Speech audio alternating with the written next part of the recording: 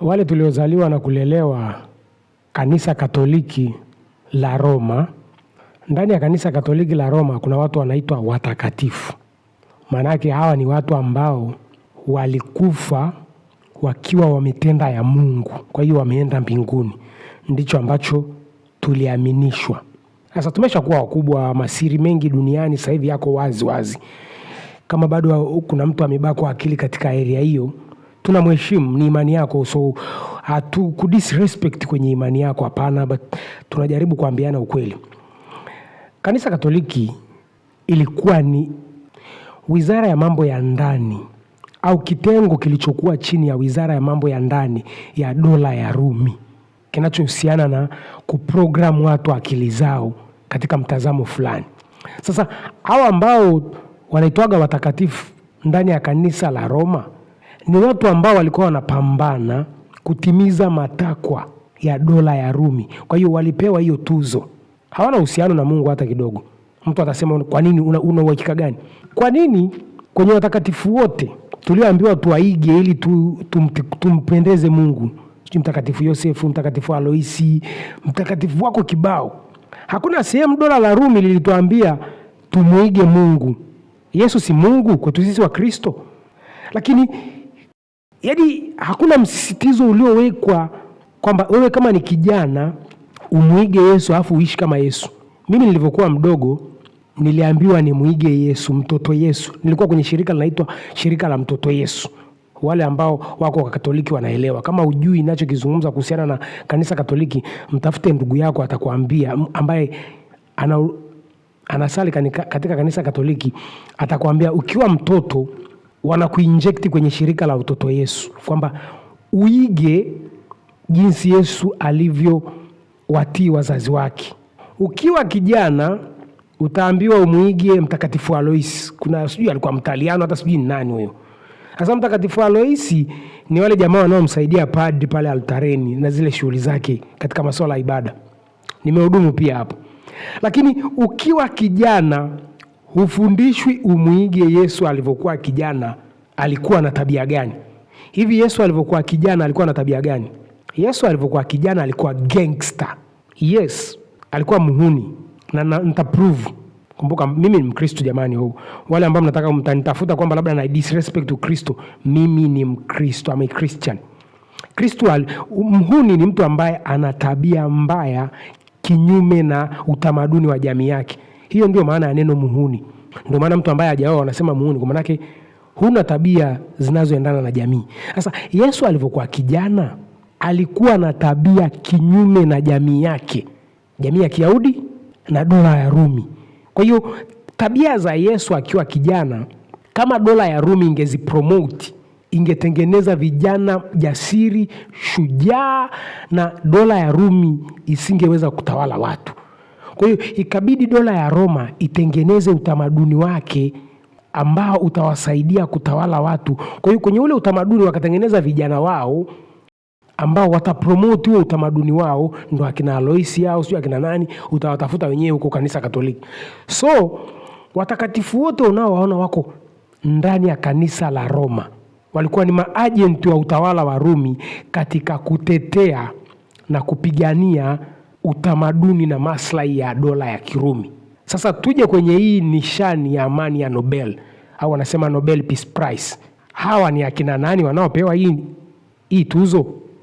Wanaopewa Nobel Peace Prize ni watu wanaotetea na kupigania maslahi ya walimwengu, au globalist, capitalist, world controller. Kwa nini? Tangia 2001 mpaka leo hii, huyu aliyeshinda hii ya leo ambayo ni Venezuela. Kumbuka Marekani iko vitani na Venezuela.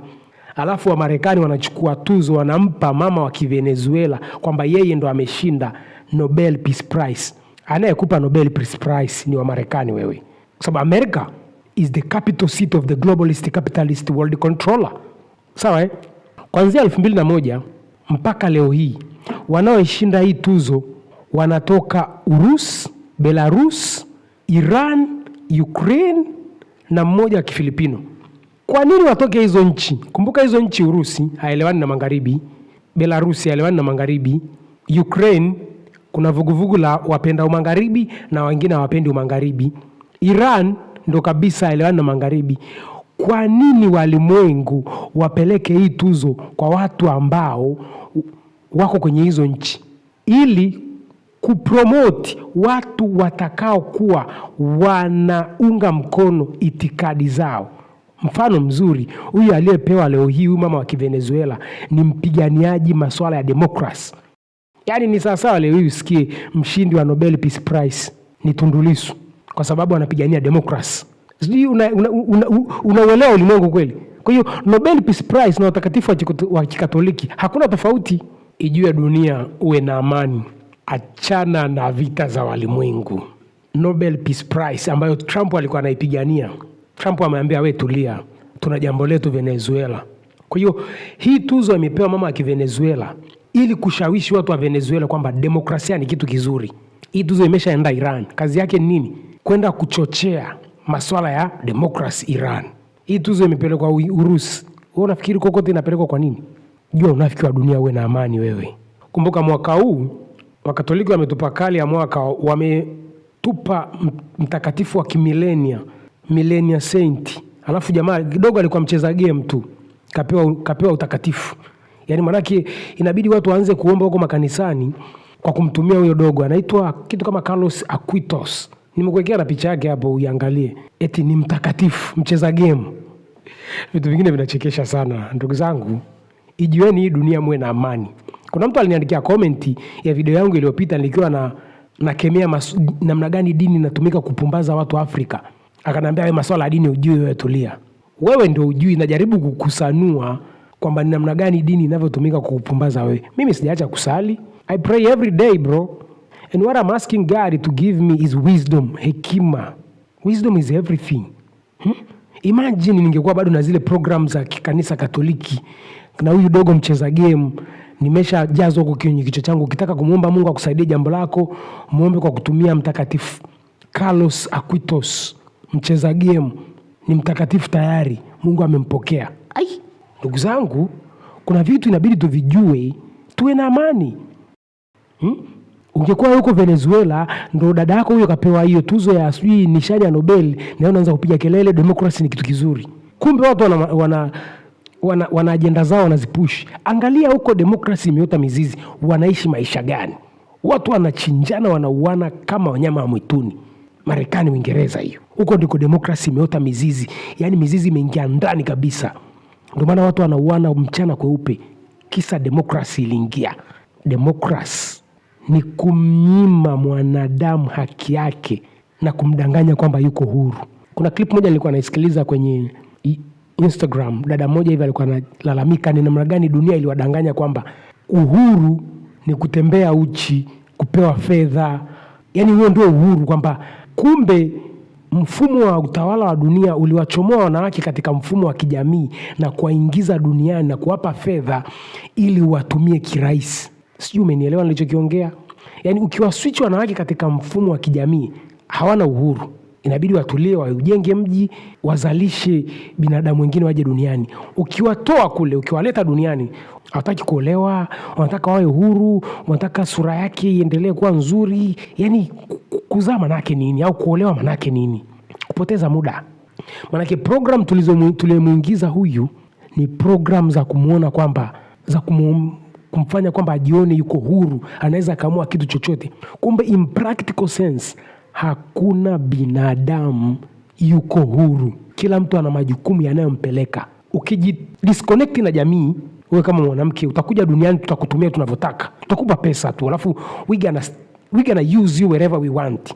Si uko huru, hamna kukuuliza. Ukifikisha miaka 30 ngapi tunakuacha, unajiua tu mwenyewe.